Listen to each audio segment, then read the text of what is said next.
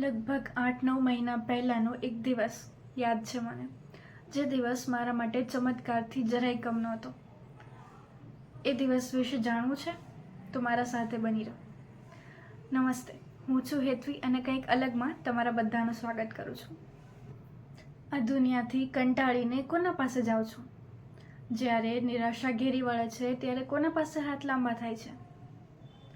જ્યારે કોઈ પણ વ્યક્તિ સાથે વાત કરવાની ઈચ્છા નથી થતી ત્યારે ભટકતા ભટકતા ભીની આંખે ભગવાનના ઘરે જ જાઓ છો ને? બધાના પ્રાર્થના કરવાની રીતો અલગ અલગ જ હોતી હશે, પણ ભાવના ભૂખ્યા ભગવાન બધાની જ પ્રાર્થના સાંભળે છે. ટ્રસ્ટ મી, તમારા દરેક શબ્દો, તમારી દરેક પ્રાર્થના, તમારી દરેક મનમાં બોલાયેલી લાગણી, બધું જ એ સમજે છે. ક્યારેક આપણને એવું લાગતું હોય છે કે ભગવાન આપણું સાંભળતા નથી, અથવા તો આપણા જીવનમાં એ બસ દુઃખ જ આપ્યા કરે છે, પણ એવું નથી. આપણે આપણા પાછલા જન્મના કર્મ વિશે અજાણ છીએ અને સાથે જ આપણા આવતીકાલ વિશે પણ અજાણ છીએ. પણ એ તો બધું જ જાણે છે ને. એને તો બધી જ ખબર છે કે ક્યારે કયા કર્મનું ફળ આપવાનું છે. આપણે કેટલું સહન કરી શકીશું, આપણને કયા સમયે કેટલું શીખવાની જરૂર છે, એ તો બધું જ જાણે છે ને. અને એટલા માટે જ કદાચ એ આપણી દરેક વાતો, દરેક ઈચ્છા નહીં પૂરી કરતા હોય. અને કદાચ એ જ સારું છે, કેમ કે જો ભગવાન આપણા દરેકની વાત સાંભળીને એ પ્રમાણે જ પૂરું કરવા માંડે આપણી ઈચ્છાઓ, તો કદાચ આ દુનિયા ઉલટસુલટ જ થઈ જાય.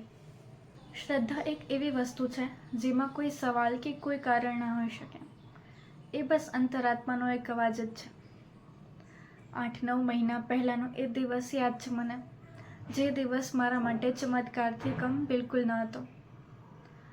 હું લગભગ અઠવાડિયામાં 3-4 વખત મંદિરે જાઉં અને ત્યાં જઈને બેસું. મને ત્યાં બેસવું ખૂબ જ સારું લાગે. અને મારી પ્રાર્થનાઓની લિસ્ટ બિલકુલ ના હોય.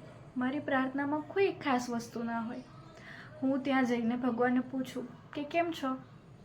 ક્યારેક નવા વસ્ત્ર પહેરાવ્યા હોય તો કહું કે વાહ, આજે તો ખૂબ સુંદર લાગો છો ને.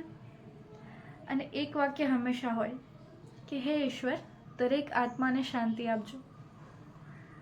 અને હા, ક્યારેક છેલ્લે એવું પણ કહી દો કે તમારું ધ્યાન રાખજો. બસ મારા માટે એક મારા મિત્ર જ છે, જેની પાસે મારે કંઈ જ માંગવાની જરૂર નથી, જેને મારા વિશે બધી જ ખબર છે. પણ એ દિવસે મારી પ્રાર્થનામાં એક વસ્તુ વધારે હતી. મારી પ્રાર્થનામાં કોઈ એક વ્યક્તિ હતું. કોઈના સાજા થવાની પ્રાર્થના લઈને ગયેલી હું. સામાન્ય દિવસોની જેમ હું કોલેજથી જ મંદિરે ગયેલી, એટલે લગભગ 4:45 જેવું થયું હતું. અને સામાન્ય રીતે તો એ મંદિર 4 વાગે ખુલી જતું, પણ આજે એ મંદિર બંધ હતું. ખબર નહીં કેમ. કદાચ મને એવું લાગ્યું કે આજે 5 વાગે ખુલશે. એમ વિચારીને રાહ જોતા હું ત્યાં બહાર જ બેસી. રાહ જોતા 5 વાગ્યા, પણ મંદિર ના ખુલ્યું. મારું મન થોડું એવું ઉદાસ થયું. ભગવાનને પૂછ્યું કે કેમ આજે આમ કરો છો? મારાથી કોઈ ભૂલ થઈ છે કે આજે તમે મારી વાત સાંભળવાના મૂડમાં નથી? મને માફ કરો જો કોઈ મારી ભૂલ થઈ હોય તો. હું એના વિશે વિચારીશ અને મારી ભૂલ ચોક્કસ સુધારીશ. વધારે રાહ જોવાય એમ ન હતું. વળી રાહ જોઈને પણ મંદિર આજે ખુલશે કે કેમ એ એક પ્રશ્ન જ હતો. વિચાર્યું કે હવે કદાચ બહારથી દર્શન કરીને જ જતું રહેવું પડશે. હું ઊભી થઈ અને મંદિરની બહારની બંધ જાળી પાસે ગઈ.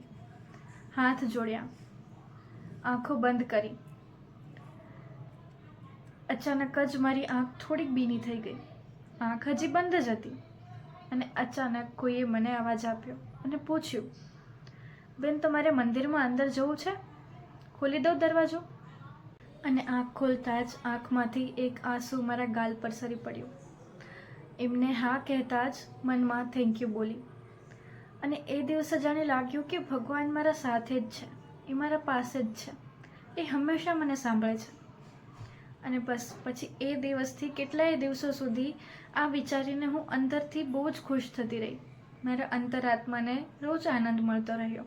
આજે જ્યારે આ વાત કહી રહી છું ત્યારે પણ મને ખૂબ જ ખુશી અનુભવાય છે. મને લાગે છે કે ઈશ્વરે એના હોવાની સાબિતી, આપણા સાથે હોવાની સાબિતી આપણને બહુ બધી વખત આપી છે, પરંતુ કદાચ આપણે એ જોઈ જ નથી શકતા. આપણા પાસે કદાચ એ દૃષ્ટિકોણની કમી છે. અને કદાચ શ્રદ્ધા એ જ આ દ્રષ્ટિકોણ છે. તમને શું લાગે છે? શું તમારા સાથે આવો કંઈ અનુભવ થયો છે? ભગવાને તમને કોઈ દિવસ કહ્યું છે કે એ તમારા સાથે છે? જો એવું કંઈ કિસ્સો તમારા સાથે પણ બન્યો હોય તો કોમેન્ટમાં ચોક્કસ જણાવજો. હું ખરેખર જાણવા માંગીશ અને એના પર રિપ્લાય પણ આપીશ. Thank you so much for watching me.